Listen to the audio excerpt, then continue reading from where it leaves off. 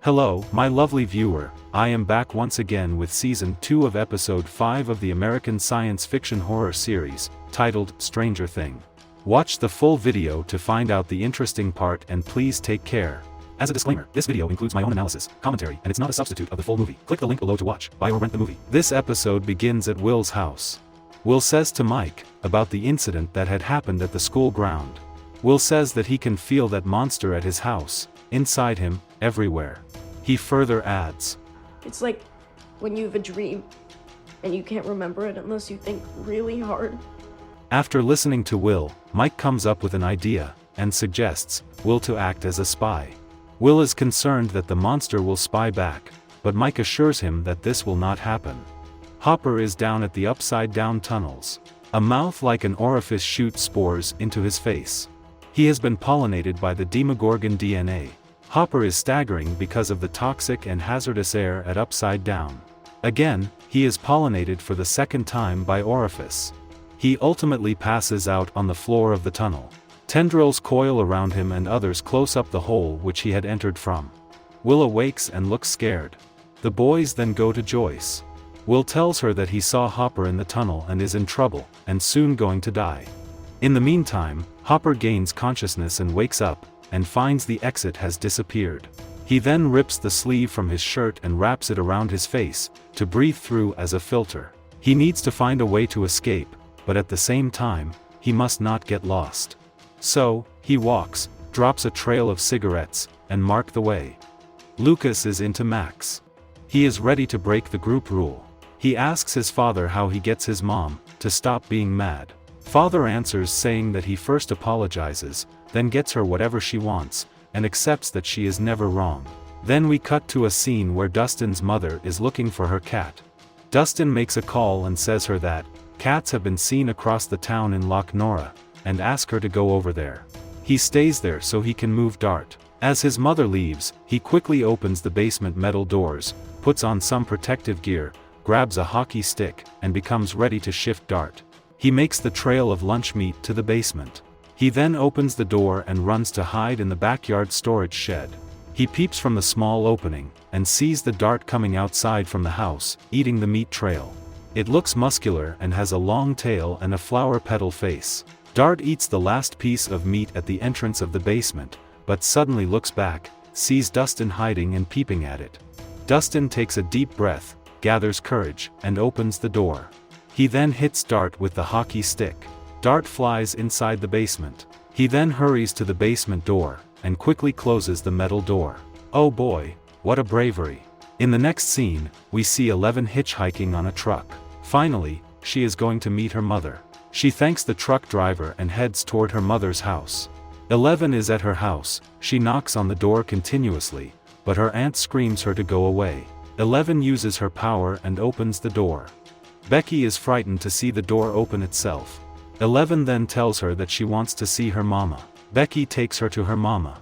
Terry is sitting on the same chair in front of the TV, when Hopper and Joyce had visited in Season 1. Eleven and Becky talk about Terry's condition. Becky tells her that she won't get better, but also she is not in pain. She is in a long dream. And adds, Terry always believed that Eleven would come home. Becky then shows her 11 rooms. The room is still set up to be ready for her to come home from the hospital when she was born. There are lots of dolls and toys in her room. She holds one of the teddy bears and her eyes are full of tears. Becky offers her a Rayal bed, and asks her to stay with her and Terry. Eleven notices a light flickering in the hall. She follows the light. Becky assumes that the light is flickering because of the old wiring. The flickering light leads her to Terry's room. Terry knows she is home. Terry changes the TV channel to blank without touching it.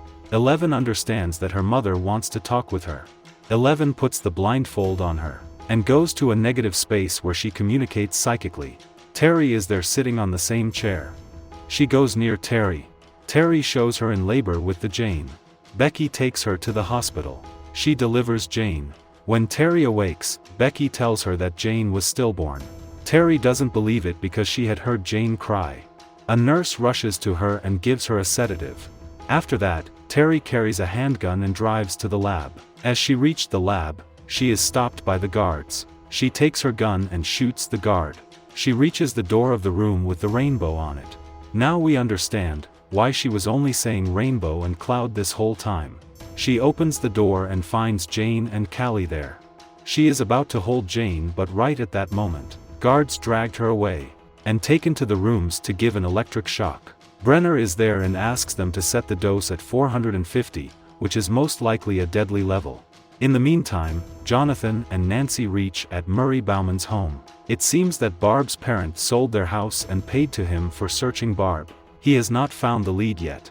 Nancy tells him their story. She plays the recording of Owens. She asks Murray if the recording enough to incriminate the lab. Murray gets up and makes drink because he believes that vodka helps in central nervous system depressant, which ultimately helps him to think. And he believes that it is difficult to make others believes about the Hawkins lab.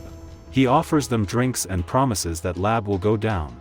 Moving on, Lucas is at the arcade to tell Max the truth about whatever happened with Will in season 1. Lucas promises Keith to set a date with Nancy, and in return, he sets the things for him with Max. Well, he has taken advice from his father. Lucas asks Max to keep all the things with herself, because there is risk involved with the story he is about to tell. Lucas starts to tell the story about Will. But the Max doesn't believe him and his story. Lucas wants her to believe his story and remains silent. He doesn't want Max to get killed by some federal agents or Hawkins's lab. Max then says that she will believe his story if he proves it. Let's get back to the Joyce house. Pictures drawn by Will are all over the house. Joyce and Mike are not able to figure out what Will is trying to say. They find the location of Hopper on the map, but still don't know where the place is in the real world. In the meantime, Bob appears there. Joyce quickly opens the door and tries to send him back. But suddenly she remembers, Bob was good at the maps in high school days and takes him inside. She asks him to figure out the map without asking the question. He is surprised to see maps all over the house. He soon finds out the map. It represents the local place familiar to him. It's the map of the Hawkins. Will was drawing the map of Hawkins all the time. He also adds that all the tunnels are away from the water, which means the monster is afraid of water. In the next scene, Dustin is talking over walkie-talkie and says the code red, but Lucas's sister Erica has walkie-talkie, and asks him to shut up before hanging up the walkie-talkie. Then we cut to the scene at Mike's house. Karen is on the phone. The doorbell rings and Dustin is there. He inquires about Mike. Mike's father tells him that Mike is at Will's house.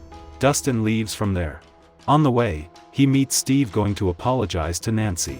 Dustin grabs a bouquet from Steve, tells him that they have a bigger problem than Steve's love life, and heads towards Dustin's house. In the next scene, Bob is using his knowledge to figure out the location of Hopper. He uses a conversion scale between the tunnel's map and the standard town map. Soon he figures out the location. Joyce grabs the maps. They all get in the car and hurries to rescue Hopper. Joyce and the team manage to reach the location on the pumpkin fields. They see Hopper cars, shovels, and the hole on the field. Joyce orders the kids to stay in the car. She hits Vines with the shovel, and asks Bob to help to get her down. Bob also gets inside the tunnel. Bob soon realizes they are inside Will's map, but is completely astounded about how Will knows about the tunnel. Shortly, Joyce finds the cigarette trail and follows it. She soon finds Hopper lying there. Hopper is tied by the monster vines. Joyce cuts the vines with the help of a knife. They set Hopper free. In the meantime, Hawkins' vehicles arrive there. Joyce makes sure he is okay. The lab teams get inside the tunnel and rescue them. As the area is cleared, a fireman from the lab starts burning the roots there, but at the same time, will collapse there. The episode ends here. Maybe the monster inside him is also feeling the heat of fire, or maybe the monster is trying to stop the burning of its root through Will. What do you think, guys? Let me know by commenting below.